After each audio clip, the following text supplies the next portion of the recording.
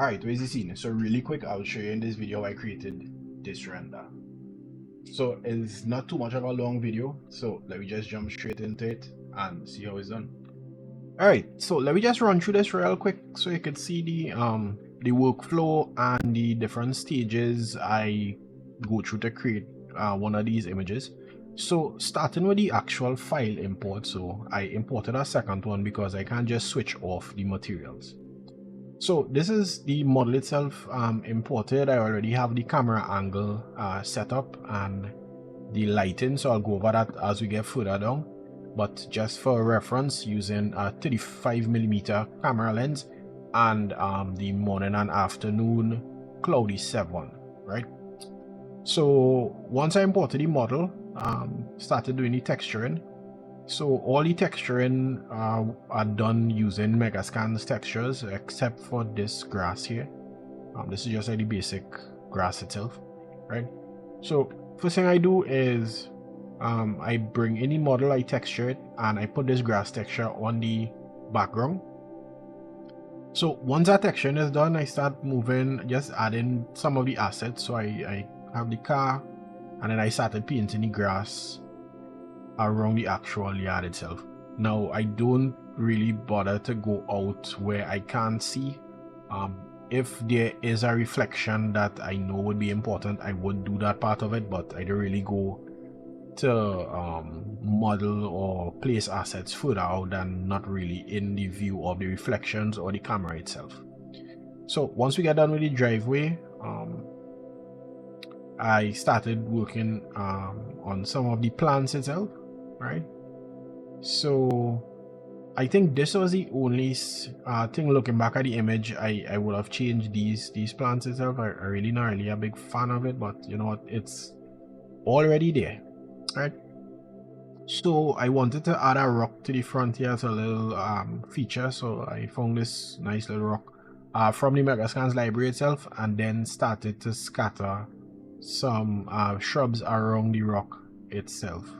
And then once that is done, I kind of came and placed some smaller some rocks on the grass right to the front of the yard, right? So with that being done, I placed in this tree to the left just to kind of add some interest, so it just would be a plain empty you know, image on the side there, on the left hand side. And then I did this again. We thinking about living in the house, you'd want a nice little Christmas tree probably. So after doing that, just put some of the ground cover around it, and running down to the side, I also added these boxwood, right? I just think it's just a nice, you know, to have some of these trees, or it could be anything else. No, not all the renders I would do that. It just depends on the actual project as well. So once the basic trees of the foreground itself is completed, I went ahead and did the background trees. So you can see we kind of just fill in a bit. No, not too much where it just completely filled in, but just to fill in the space a bit. So from here I started to get into some of the finer detail itself. So far we just added trees and textures. Now we're just getting into some of the finer details. So you can see I added the leakage, so it might be a bit hard to see, but once we turn on the path tracer, you would see the difference. So we have these little leaks to the top here. Now this is a project for a new house that is about to be built, so I didn't want to overdo it, like it run down. So just a slight bit, right? Putting the road lines again, all Magascans. Then adding some of these leaves just scattered on the ground.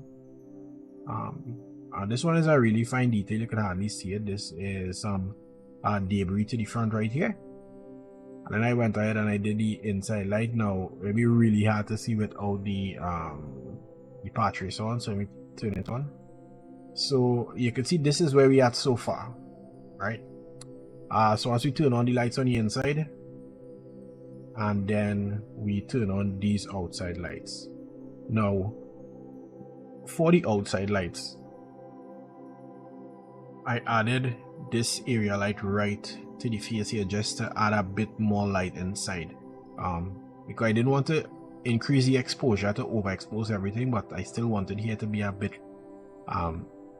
you know, a bit brighter. So I just added this area light, and you can see that kind of lighten things up a bit.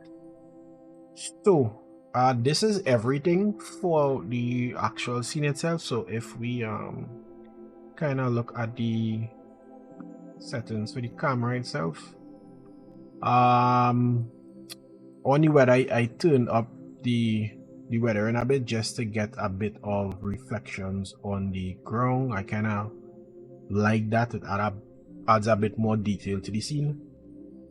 So if we look at the HDRI, you can see we're using the morning and afternoon cloudy 7, intensity of 1. I really don't like to slide this up to overexpose the sky, and then I did the rotation so I could get this shadow coming across the front right here.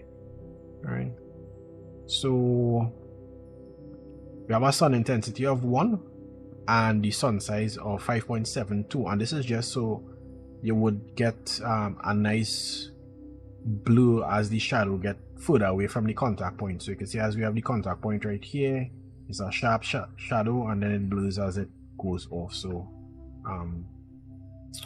that is where that sun size comes in. The ambience, just to brighten it up a bit, so we are 2.88, and then the white balance to get this bluer image instead of the 7500 that it would have had as regular. This is what it would have been. So as I said before, I'm not really a big fan of these overly warm images. That is not really my style, right? So with that being done, I don't play with this exposure at all. I really don't like the look that it gives when you overexpose using this setting right here. So into the camera, we use a 35mm and a bit depth of field, not much, but just to add a bit of blur to the foreground and the background, right? For the rendering, now the final output was 1024 samples and max bounces of 10. The anti-aliasing at 1 and the fireflies at 0. Okay. For the effects, this is something that I always do. I raise the contrast. Now these numbers are not set in stone. It really depends on the project itself. So I kind of play around with it. Most of the numbers, as you can see, we have some really odd numbers like 5.72 and 2.88. So it really not fixed. It just depends on what looks good. So I raise the contrast to 60 and drop the saturation to 45, because if we put this back down to 50 where it was, and then this is 50, I mean, you could see that would work, but I kind of didn't want to do that. Right, so